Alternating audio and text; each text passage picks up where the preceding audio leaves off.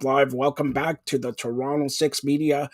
Well, what do you call you? Media head of media and communications for Toronto Six. Like that name? I just made that up. Good. All right. We had Taylor Woods talk about Toronto Six, but we also, you cover ladies hockey and all that, and big news coming out of the IIHF, the 2023 Women's World Championship will happen in Brampton. First, it's Justin Levine, by the way, in case you don't know. Marty Roberts chiming in. Who's that guy? All right. Justin Levine. All right. So why in Brampton? It's a good question. My understanding is they want to be in the GTA somewhere, and they've been trying to get back to Toronto for a couple of years. And for whatever reason, obviously, it seems like Scotiabank Arena was not a feasible opportunity for them to take. Perhaps it's due to NHL scheduling, perhaps it's due to other reasons, but they want to be back in the GTA, and they found a home, which is currently vacated since the Brampton Beasts have left there. Now that will soon be home to a CBL team, but meanwhile, while the facility is empty, I think they figured, hey, it's a good facility. They can use it, and they're not going to have any scheduling issues. You may as well do it, and that leads them back to Brampton.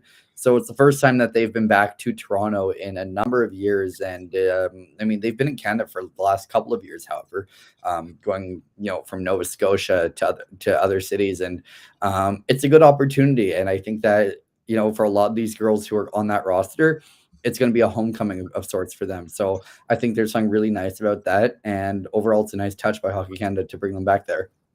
All right. So, and we touched on this, and you're a member of Toronto Six. The All Star game from the PHF happens at the Mattamy Center. For those who don't know, the Mattamy Center, formerly Maple Leaf Gardens.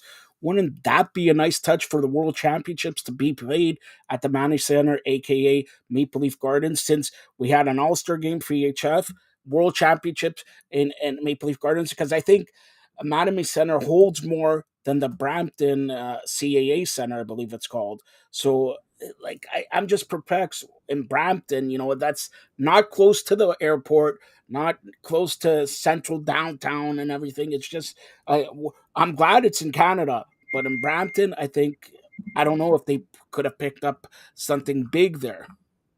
Yeah, I mean, here's the other thing. There's still a U Sports hockey season going on, so I think it would have conflicted with the TMU Bowl, both the women's and men's teams.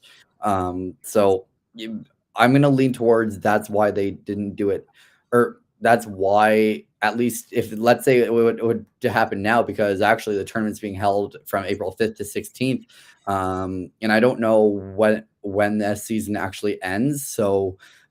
Could the schedule be conflicting? It's very possible. Could there also be other reasons? Absolutely. So, I don't think there's a sufficient reason. Perhaps another reason is because of exam season, where they actually do exams on the ice surface at Mattamy Athletic Center that time of year. So that could definitely be another possibility as to why that wasn't feasible host venue. And just interesting, like you mentioned, April 5th to 16th.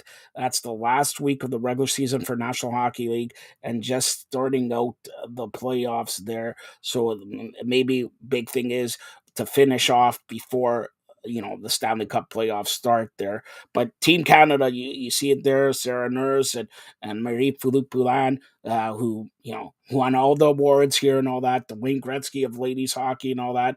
But Canada playing in home surface, big. But of course, we got to talk about United States. Is there anybody else, any other team? Because in women's hockey, Canada, US for last 20 years. I know Finland's coming up there and other countries, but is there any way it's not going to be Canada, US? Czechia actually has a very strong roster, and they're a very up and coming country in the sport of women's hockey. And we see that with the likes of Denisa Krzova, Dominika Laskova, Denisa Mrazova. There's a lot of talented players on that team who are really giving that country a good reason to root for them and show them that they are a hockey nation, or at least an up and coming one at that. And they proved it at the last Women's World Championship in Denmark. And I think that they're going to continue to make their case this year in Brampton. All right. So, but yeah, you said Czechia, but you're not going to be surprised if it's Canada, US. And you're going to feel the rush, right? It says feel the rush. What am I feeling? What am I rushing for? Like, is this, it's in Brampton. A great selling point would be if I'm feeling the rush, feel back, go back to Maple Leaf Gardens, Mattamy Center. I'm just going back to that, and somebody better come up with a reason why they're coming to Brampton. I know it's like you said, the CEBL is coming from moving from Hamilton to being moved from Hamilton to Brampton, and Brampton's an up and coming place there. And look for also the Toronto Rock, maybe moving to Brampton for next year because they're kicked out of Hamilton there. But Canada, America, are you going to be surprised if Canada loses on home soil? No, that's been a theme in the past, and you know what? Both teams are incredibly strong. Again, when you're facing a team that has the likes of Kendall Coyne Schofield, among others, there's not much you can do except sit back and be amazed. And it wouldn't be a surprise, but at the same time, Canada has had a perfect run the last year, and that's because of players like Sarah Nurse who make a difference. So if Canada comes back and beats the U.S., which I think is what many expect, just given the golden run the last year or so, that also wouldn't be a surprise. But nonetheless, the two teams that finished at the top are very likely these two hockey nations who have forever been ingrained in the greatest that is not just hockey in general, but women's hockey as well. All right, just since you're the Toronto Six media communications representative there, uh, we talked to Taylor here also, but how is it going with Toronto Six that they announced, like I said, the All Star game, the PHF All Star game, Mattamy Center, January 29th, and I hear a little birdie told me that you may have some tickets to give away. Like I know Marty Roberts is climbed. Can you confirm or deny? Is Marty Roberts once and for all Kipling? I want to know if Marty Roberts is Kipling. Kipling. Go ahead. All allegations denied. But anyways, how are the Toronto Six doing? They're doing very, very well. I believe at this point we are 4-1-1, if I have that correct. They've had a very strong start to the season. At this point, it's very much a new team, a lot of new faces, a lot of adjustment, new head coach and Geraldine Heaney, a hockey legend, and everyone's starting to really gel and understand how each other plays, where they come from, what their experiences are, how that will help to shape this organization moving into the new year. So they're off to a really good start, and they finish against the Buffalo Buttes with a 2-game series that begins tomorrow, and that's outdoors at Buffalo Riverworks. And then it concludes Saturday night at the Northtown Center, home of the Buffalo Buttes, and that will finish the first half of the 2022-23 season. All right. Well, that Toronto Six doing a great job, and what about the tickets? Come on, what about the tickets? Please go buy tickets. We're at toronto.universitytickets.com. We've got a really, really, what I think is a really great home experience at Kenland Sports York. And, all we can ask is that you come out and support these women who, they work so tirelessly to be the best they can be all week long, every week. They push themselves to the boundaries, and, they've put on quite a show, and they're very deserving to have big crowds. So please come out and support the Toronto Six as we move into the new year for the second half of this year's PHF campaign. When's the next home game? Next home game is January 21st when we face the Connecticut Whale. All right, January 21st. I'll make you a deal.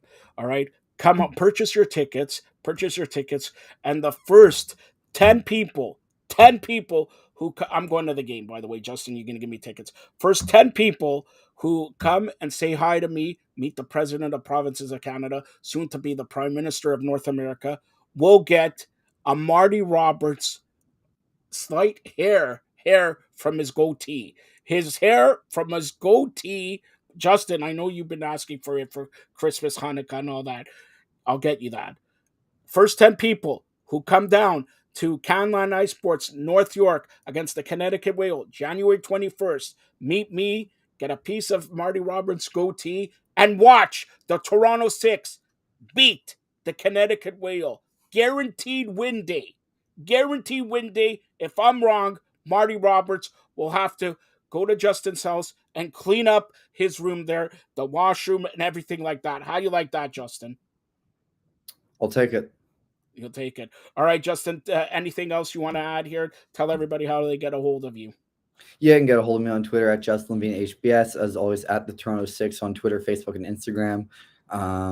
Yeah, make sure you're following along for the ride. We've had a really fun first half of the season, and preparing for what comes next after what hopefully is a successful end to the first half against the Buffalo Beauts this weekend. All right, and hopefully, yeah, hopefully, a very successful weekend. An outdoor game in Buffalo. I don't know the weather in Toronto. You can see it's frightful. The weather outside is frightful, but in Buffalo, it's delightful.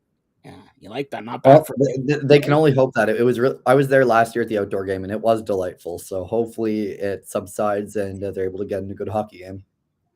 Can you confirm or deny the rumor that forget about Marty Roberts as Kipling, that Toronto Star's own, my good personal close friend, Mark Solinsky, is not Kipling? He is not Kipling. Thank you. That's Justin Levine. Stay tuned for more great programming here on the Fired